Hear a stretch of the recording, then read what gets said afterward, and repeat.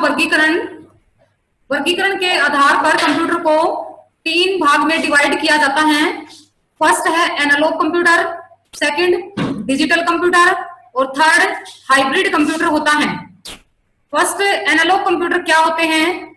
इसमें वे कंप्यूटर आते हैं जिनका यूज दाब, तापमान और लंबाई आदि को मापकर डिजिट में कन्वर्ट करने के लिए किया जाता है। एनालॉग कंप्यूटर को मेनली साइंस और इंजीनियरिंग के क्षेत्रों में किया जाता है क्योंकि इनमें मात्राओं का अधिक प्रयोग किया जाता है।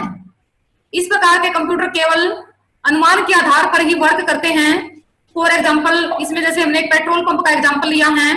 पेट्रोल पंप में पेट्रोल की मात्रा को मापता है एनालॉग कंप्यूटर, लीटर में दिखाता है और उसके रेट की गणना करता है, रेट को काउंट करता है। एनालॉग कंप्यूटर हमारा ऐसा होता है दिखने में, जैसे फोटो आपको दिखाई गई है।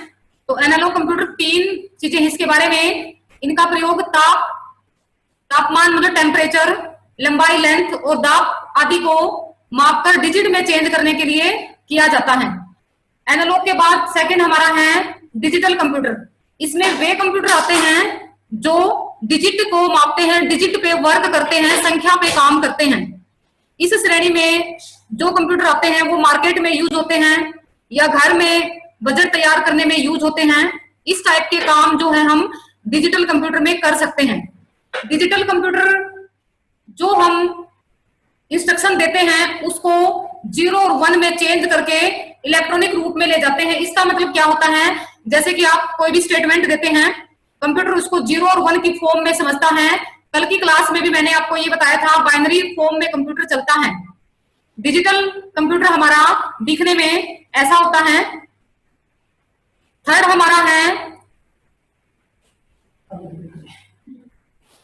हमारा हाइब्रिड कंप्यूटर होता है। हाइब्रिड कंप्यूटर ये होते हैं, इसमें जो है अनेक गुण होते हैं। अनेक कैसे? एनालॉग और डिजिटल दोनों के ही गुण को मिला के बनाया गया है। हाइब्रिड कंप्यूटर अधिक विश्वसनीय होते हैं, मतलब विश्वास के योग्य हैं। इनका यूज जैसे रोगी के तापमान और रक्तचाप को मापने के लिए किया जाता है। जैसे बुखार है तो तापमान, टेम्परेचर माप सकते हैं। ये है डिजिटल भागों के द्वारा अंकों में बदल दे जाते हैं। जैसे हम किसी का फीवर मापते हैं तो हमें उसका टेम्परेचर शो हो जाता है, इसी को जो है अंकों में चेंज करते हैं। ये हाइब्रिड कंप्यूटर एनालॉग और डिजिटल के दोनों के जो इसमें गुण मिक्स होते हैं। नेक्स्ट है स्टूडेंट्स, आकार के आधार पर कंप्यूटर को 4 पार्ट में डिवाइड किया जाता है। Micro computer, mini computer, main frame computer, super computer. अब देखिए मिनी कंप्यूटर क्या है। सबसे पहले आपका था माइक्रो कंप्यूटर। माइक्रो कंप्यूटर क्या होता है?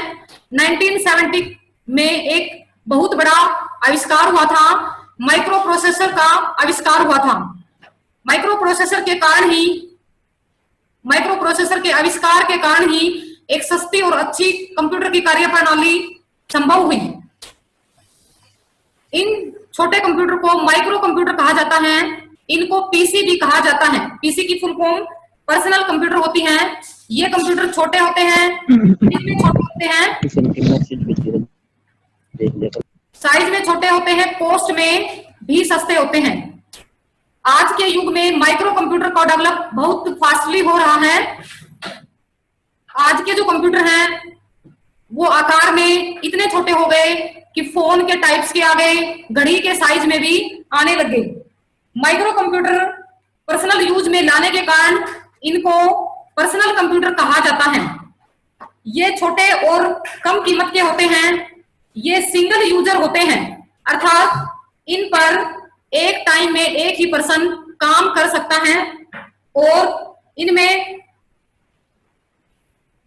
इनकी जो है प्राथमिक मेमोरी और प्रोसेसिंग स्पीड अन्य कंप्यूटर से कम होती है। नेक्स्ट हमारा है माइक्रो के बाद मिनी कंप्यूटर। सबसे पहला मिनी कंप्यूटर PDP-8 था, जिसका साइज एक रेफ्रिजरेटर के आकार का था, फ्रिज के साइज का था। इसकी कॉस्ट $18,000 थी, जिसे DEC की फुल फॉर्म होती है डिजिटल इक्विपमेंट कॉर्पोरेशन ने 1965 में तैयार किया था। ये कंप्यूटर मीडियम साइज के होते थे, माइक्रो कंप्यूटर की तुलना में अधिक पावरफुल होते थे। मिनी कंप्यूटर कॉस्ट में माइक्रो कंप्यूटर से अधिक होते थे। इन कंप्यूटर को व्यक्तिगत रूप से नहीं खरीदा जाता था, मतलब पर्सनली यूज में इनका यूज नहीं किया जाता था। इन कंप्यूटर को छोटे और मध्यम आकार की कंपनियां, मतलब या तो बिल्कुल छोटी या मिडिल क्लास की जो कंपनी होती थी वो ही यूज में लेती थी। इन कंप्यूटर पर एक साथ एक से अधिक व्यक्ति कार्य कर सकते थे। इससे पहले हमने जो पढ़ा था उसमें माइक्रो कंप्यूटर में एक बार में एक ही सिंगल यूजर थे, एक बार में एक ही पर्सन काम कर सकता था। मिनी कंप्यूटर में एक से अधिक सीपीयू यूज होते थे। उसके बाद स्टूडेंट्स मिनी कंप्यूटर के बाद माइक्रो कंप्यूटर बड़े तथा मेन फ्रेम से छोटे होते हैं।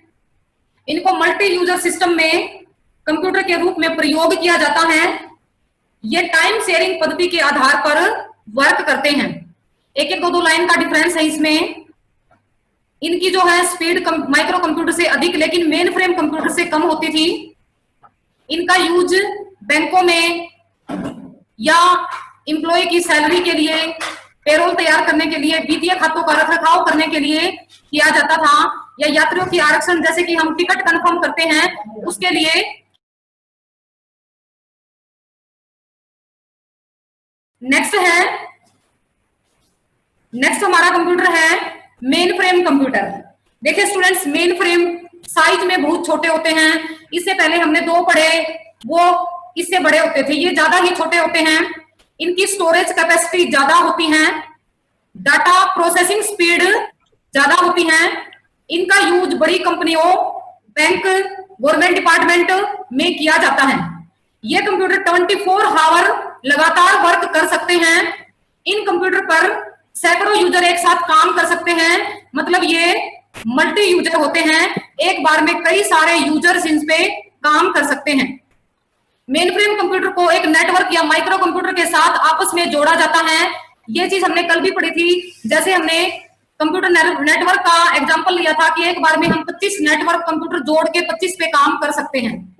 इन कंप्यूटर का यूज अलग अलग कार्यों के लिए किया जाता है, जैसे कस्टमर अपने खरीद का रिकॉर्ड कर सकता है, भुगतान कर सकता है, बिल को भेज सकता है, नोटिस भेज सकता है। मतलब सबसे ज्यादा जो है मेन फ्रेम कंप्यूटर यूज किया जाता है।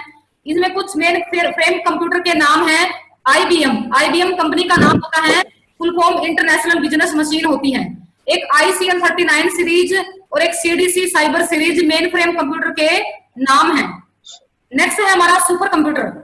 ये कंप्यूटर सबसे ज्यादा तुलना में पावरफुल होते हैं, डाटा स्टोर क्षमता सबसे ज्यादा होती है, स्पीड वेरी हाई होती है। इनको पैरेलल प्रोसेसिंग भी कहते हैं। सुपर कंप्यूटर में अनेक ALU arithmetic logic unit CPU का एक भाग होता है। इसमें प्रत्येक ALU एक निश्चित कार्य के लिए ज्यादा लगाए होते हैं, पर्टिकुलर अलग का अलग अलग वर्क होता है।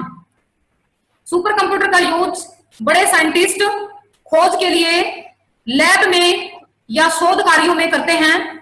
अंतरिक्ष में भी, जैसे स्पेस में भी हमारा मंगलयान 2 छोड़ा, स्पेस में वैज्ञानिक खोज में, रिसर्च में सुपर कंप्यूटर का यूज किया जाता है। अंतरिक्ष यात्रियों को अंतरिक्ष में भेजना, मौसम की भविष्यवाणी करना, उच्च गुणवत्ता की एनिमेशन हमारे इफेक्ट होते हैं